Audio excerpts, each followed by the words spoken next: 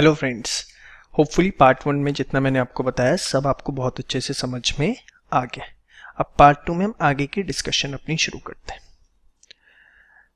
देखिए, अमाउंट सबसे पहले हम देखने जा रहे हैं। अमाउंट रिसीव्ड फ्रॉम डेटर्स, इससे रिलेटेड जर्नल एंट्रीज अब हम सीखने जा रहे हैं। ध्यान से देखिए, पिछले पार्ट में आपने मेरे साथ सीखा था, अगर मैंने एंट्री करी गुड्स सोल्ड टू राम ₹10,000, तो आपने इसकी जर्नल एंट्री करनी सीखी थी कि हमने राम को गुड्स सोल्ड करें, वो हमारे लिए क्या है, इनकम है, वो क्या होगी, हमारी क्रेडिट होगी। ठीक है, राम कौन है, डेटर, बढ़ गए, असेट बढ़ गया, डेटर बढ़ गए, असेट बढ़ गया, तो हम उस चीज को क्या करेंगे, डेबिट करेंगे। तो हमारी एंट्री क्या बनी थी, Ram account debit to sales account, Ram account debit to sales account हमारी एंट्री बनी थी। This was 10,000 and here it was 10,000। यही हमने किया था, being goods sold to Ram. याद है पक्का? अब सपोज आपको वो बोलता है राम पेड ₹10,000। राम ने, जिसको हमने उधार पे माल बेचा था 10,000 रुपए का, उसने पेमेंट कर दी। नेक्स्ट उसने बोला राम पेड ₹10,000, 10,000 रुपए दिए। तो एक बात बताओ, 10,000 रुपए उसने राम ने दिए, तो हमारा कैश बढ़ गया, हाँ या ना? कैश बढ़ गया हमारा, तो हमारे असेट्स बढ़ गए। असेट्स बढ़ गए तो हम उसे क्या करेंगे, डेबिट करेंगे। किसने पे किया, राम ने। राम कौन था, डेटर। भाई राम कौन था बेटा, डेटर था ना। तो राम ने पेमेंट कर दिया अगर, तो हमारे जो डेटर थे वो क्या हो गए, कम हो गए। डेटर कम हो गए मतलब असेट कम। राम ने पेमेंट कर दी, खत्म हो गया। जब उधार लिया था तो वो डेटर बना था, अब उसने पेमेंट कर दी तो हमारे डेटर कम हो गए, असेट कम हो गया। असेट कम होते हैं तो हम क्या करते हैं, क्रेडिट। तो एंट्री क्या बनेगी, cash account debit to Ram account 10,000 being cash paid by Ram या being amount received from Ram। समझ में है आपको? तो जिसको आपने उधार पे माल बेचा था, डेटर को, अगर डेटर पेमेंट करते हैं तो एंट्री क्या होती है, cash account debit to debtor, या जो भी नाम है। समझ में आ गया? शो पक्का क्लियर? अच्छा, अगर ऐसे लिखा होता राम पेड ₹9,800 इन फुल सेटलमेंट। हमने राम को 10,000 का माल बेचा था, बट राम ने 9,800 दिए फुल सेटलमेंट में। राम ने बोला बस ठीक है, मेरे पास इतने ही, अब देख लो भाई। तो राम से हमें कैश तो मिला, असेट हमारे बढ़े, उसको हम डेबिट करेंगे कितने से, 9,800 से। राम हमारा डेटर था, कम हो गया, डेटर कम हो गया मतलब कैश कम, सॉरी असेट कम हो गए, असेट कम हो गए तो हम उसे क्रेडिट करेंगे। कितने से करेंगे, 10,000 रुपए से, क्योंकि राम तब इसके अलावा कुछ देगा नहीं। तो हमने एक तरह से राम को डिस्काउंट दिया, उसने 10,000 की जगह हमें 9800 की और हम मान गए, तो हमने राम को एक तरह से डिस्काउंट दिया 200 रुपये का। This is what called as discount allowed.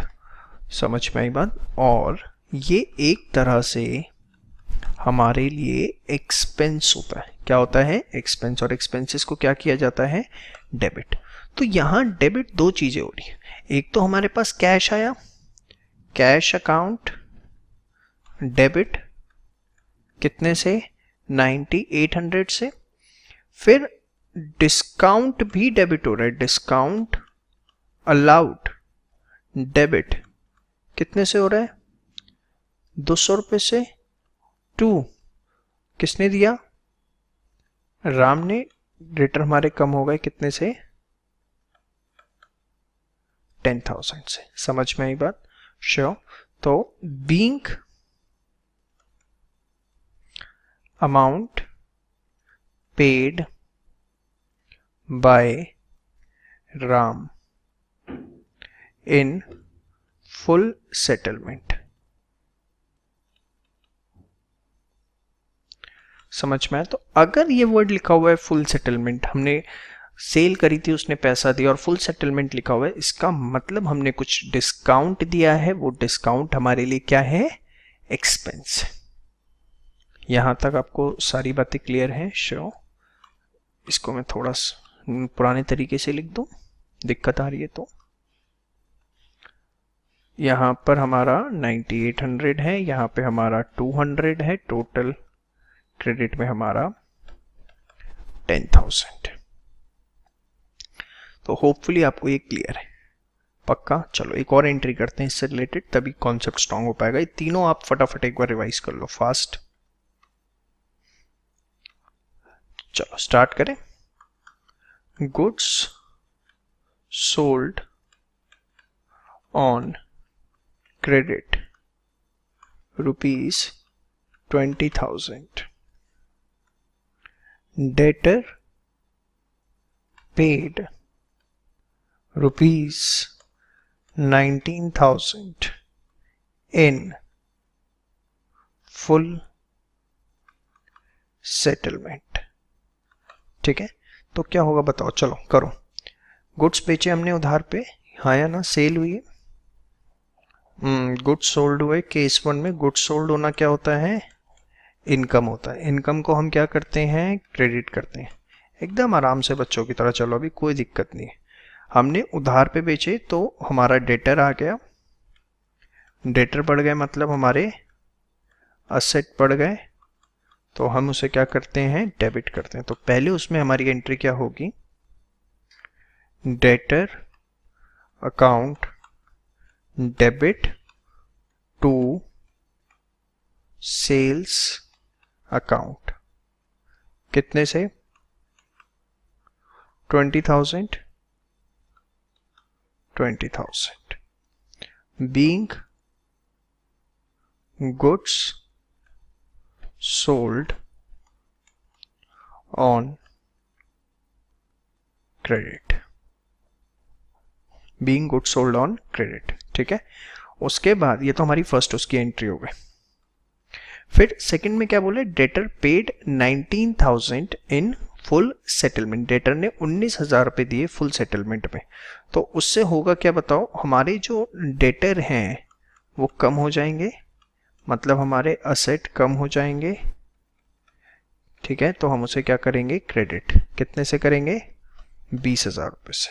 ठीक है, फिर पैसा आया मतलब हमारा कैश बढ़ गया, असेट बढ़ गए, असेट बढ़ गए तो डेबिट होगा कितने से? 19,000 से। यही रीजनिंग सिखाई थी। और अब 20 में से 19 थी तो हमने उनको क्या दिया? डिस्काउंट दिया। Very good, discount allowed. वो हमारे लिए क्या है? एक्सपेंस है, उसको हम डेबिट करेंगे। कितना डिस्काउंट दिया? 1,000 से। समझ में आई बात? शो।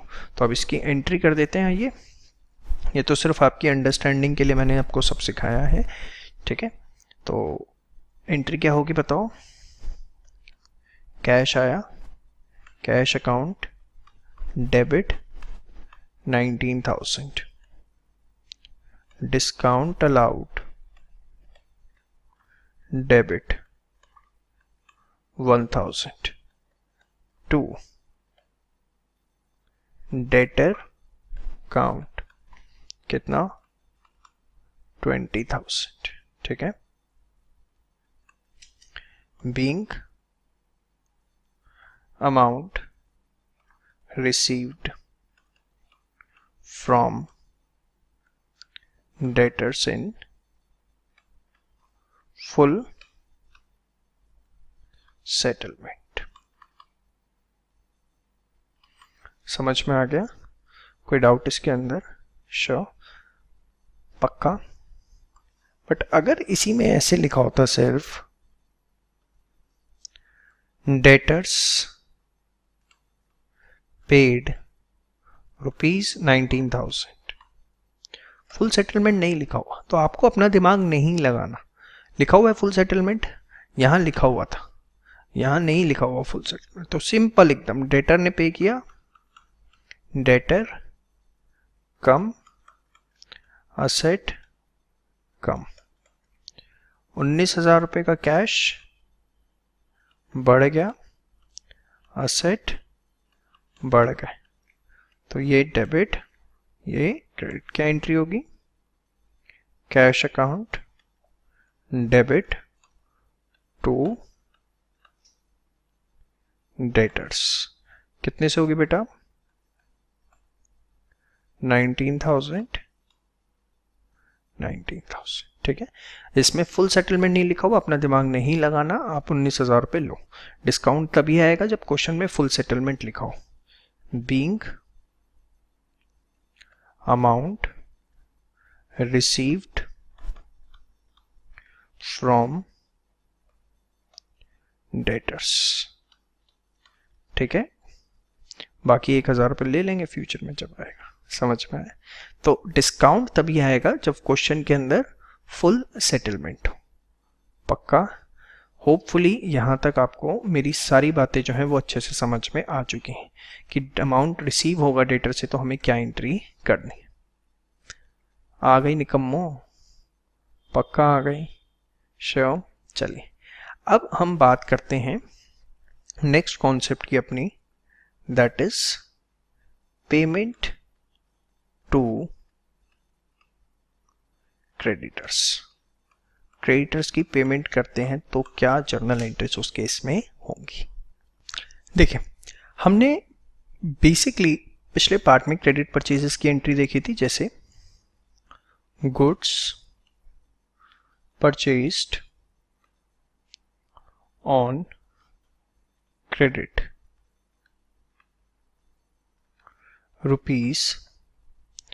₹30,000। हमने उधार पे माल खरीदा, कितने रुपए का? 30,000 का। तो गुड्स परचेज करना इस एक्सपेंस, क्या करेंगे उसको हम? डेबिट करेंगे, ठीक है।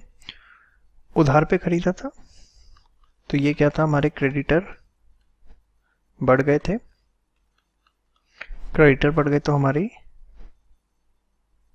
लायबिलिटी बढ़ गई थी, और लायबिलिटी बढ़ गई तो हम उसे क्या करते हैं? क्रेडिट। याद है?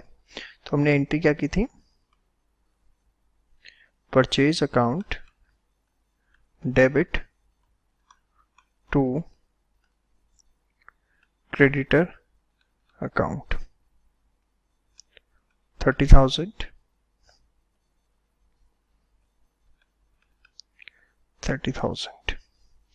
being goods purchased on credit.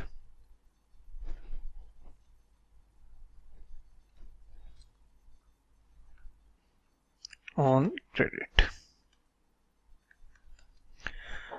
अब अगर हम क्रेडिटर को पेमेंट कर रहे हैं, जैसे मैंने लिखा पेड टू क्रेडिटर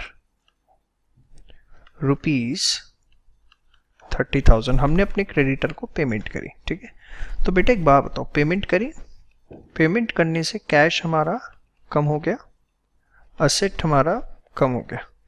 रीजनिंग जरूर लिखनी है स्टार्टिंग में जब तक मैं लिख रहा हूँ। फिर एक बार आप मास्टर बन गए फिर आप दिमाग में ही सोचना। कैश कम असेट कम तो क्या हो जाएगा, क्रेडिट। क्रेडिटर हमारे इससे, अब मैंने क्रेडिटर को अपने पेमेंट कर दी तो मेरे क्रेडिटर जो हैं वो कम हो गए, पेमेंट कर दी ना, क्रेडिटर कम हो गए तो लायबिलिटी कम हो गई, लायबिलिटी कम हो गई तो क्या करेंगे, डेबिट करेंगे। याद है लायबिलिटी कम होती है तो क्या करते हैं हम, डेबिट। तो क्या एंट्री बनेगी बताओ, creditor account debit to cash account. कितना, 30,000 30,000 being amount paid to creditors। हमने क्रेडिटर्स को अमाउंट पे किया कितना, 30,000 रुपए। समझ में आ गया आपको, श्योर। तो बहुत सिंपल, जो हमने परचेज की थी उसकी पेमेंट करी तो हमारी लायबिलिटी कम हो गई, लायबिलिटी कम एज वेल एज असेट कम। बट अगर इसी में लिखा होता suppose goods purchased from Shyam ₹5,000 on credit. Credit पे हमने श्याम से गुड्स परचेज करे तो क्या एंट्री करते हैं, परचेज काउंट, परचेज है, परचेज क्या होता है, एक्सपेंस, एक्सपेंस को क्या करते हैं हम, डेबिट। श्याम, श्याम कौन है, क्रेडिटर, क्रेडिटर उधार पे खरीदा है, लायबिलिटी बढ़ गई तो क्या करते बेटा, क्रेडिट। क्या एंट्री होती, purchase account debit to Shyam account. कितने से, 5,000 5,000, यही होता। Being goods purchased on credit.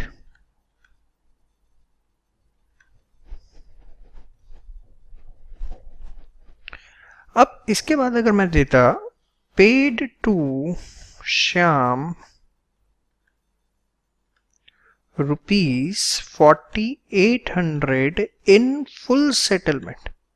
हमने श्याम को 4,800 रुपीज दिए फुल सेटलमेंट में।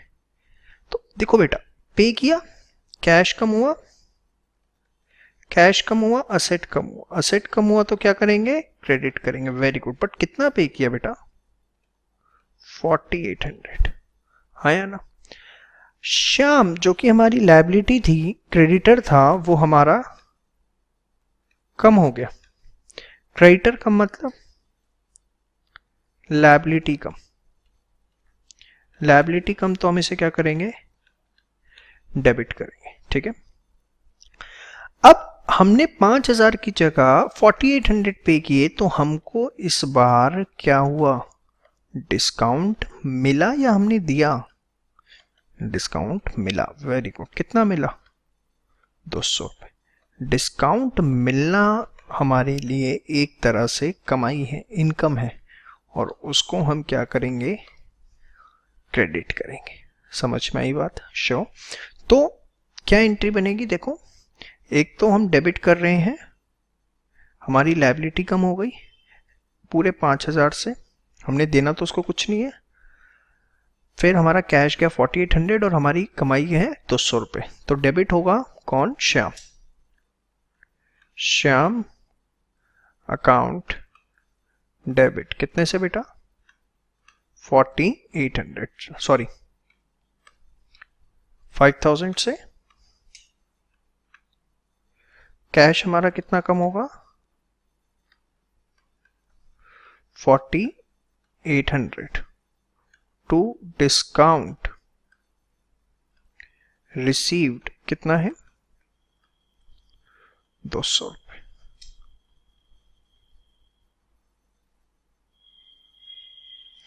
Being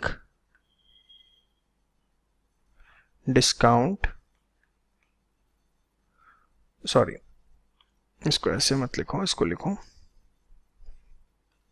being amount paid to Shyam and discount received. ठीक है, तो ये आपने देखा कि अगर हम कम पेमेंट कर रहे हैं तो कैसे हमें एंट्री करनी है। बट इसके लिए याद रहे क्या लिखा होना चाहिए, इन फुल सेटलमेंट। अगर ये नहीं लिखा हुआ तो हमें अपने आप से नहीं मान। सपोज ऐसे लिखा होता, goods purchased on credit from Ram ₹1 lakh. ठीक है, तो एंट्री क्या होती बताओ। अब तो यार आप पड़ गई होगी, परचेज एक्सपेंस होता है, परचेज अकाउंट डेबिट, और राम से खरीदे तो टू राम अकाउंट। राम को हमने क्रेडिट क्यों किया, क्योंकि वो हमारे लिए लायबिलिटी है। वेरी गुड, तो 1 लाख 1 लाख। ठीक है, मैं नरेशन नहीं लिख रहा, अब लिख लेना अपने, अब आपको पता है कैसे लिखनी है। अब नीचे मैं लिख देता अमाउंट पेड टू राम ₹80,000, और मैंने फुल सेटलमेंट नहीं लिखा, तो आपको अपनी तरफ से नहीं मानना इसे फुल सेटलमेंट। पे किया है, असेट कम, तो क्या करेंगे, क्रेडिट। राम को पे किया है, क्रेडिटर कम, क्या करेंगे, डेबिट। तो एंट्री बनेगी राम अकाउंट डेबिट, कितने से बेटा, 80,000 से, टू कैश अकाउंट, कितने से, 80,000 से। समझ में आ गया, श्योर। तो this is being amount paid to Ram. तो होपफुली यहां तक आपको सब कुछ क्लियर है कि अगर हम अमाउंट रिसीव करते हैं तो क्या होगा, पूरा करते हैं तो, डिस्काउंट में करते हैं तो, डिस्काउंट अलाउ करते हैं तो, और अगर पे करते हैं, पूरा पे किया तो कैसे, और हमें डिस्काउंट मिला तो उसकी ट्रीटमेंट क्या होगी। यहाँ तक आपको किसी भी तरीके का कोई डाउट नहीं आना चाहिए दिमाग में। सारा सा एक बार जितना पढ़ा है उसे बहुत अच्छे से आप एक बार सारा रिवाइज कर लीजिए फास्ट।